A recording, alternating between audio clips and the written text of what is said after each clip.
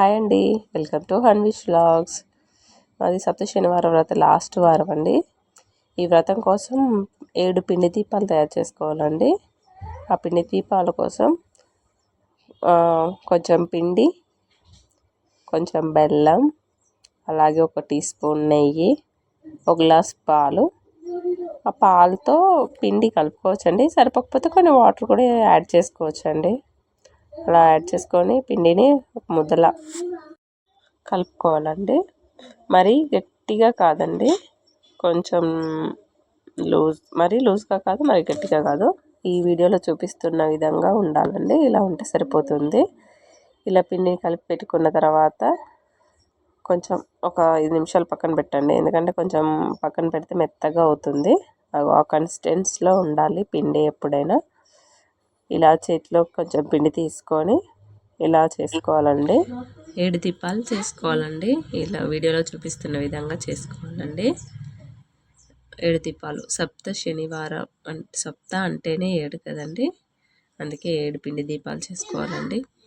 అయితే నేను ఈరోజు మీకు ఒక కథ చెప్తానండి. సప్త శనివారం కథ అండి ఇది.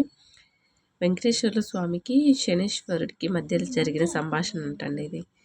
అయితే శనేశ్వరుడు ఒకరోజు భక్తులు ఎవరు తనని భక్తితో కాకుండా భయంతో పూజిస్తున్నారని చెప్పేసి బాధ కలిగిందంటండి. అయితే వెంకటేశ్వర స్వామిని వేడుకోగా వెంకటేశ్వర స్వామి ప్రత్యక్షమయ్యి, ఏమైంది శనేశ్వర అని అడిగితే, స్వామి భక్తులు ఎవరు నన్ను భక్తితో కాకుండా భయంతో మాత్రమే పూజిస్తున్నారు.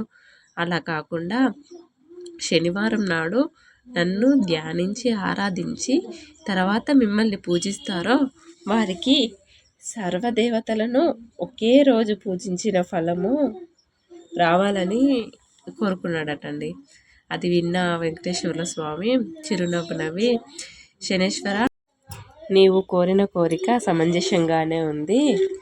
అయినను నీకు నాకు భేదమేముంది?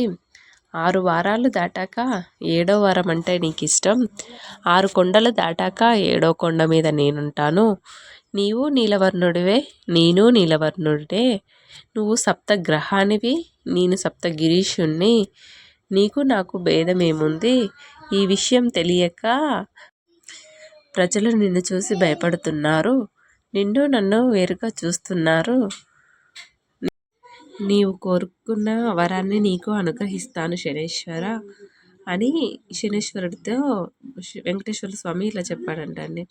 ఏ భక్తులైతే 7 శనివారాల పాటు శనేశ్వరుని ముందు ధ్యానించి తర్వాత వెంకటేశ్వర స్వామిని పూజిస్తారో, సప్త శనివార వ్రతాన్ని మహావ్రతంగా ఆచరిస్తారో వారికి సమస్త శని దోషాల నుండి విముక్తులయ్యి సుఖంగా సంతోషంగా ఉంటారు, అష్టైశ్వర్యాలతో సకల శ్రేయస్సులు పొందుతురు అని చెప్పాడంటండి.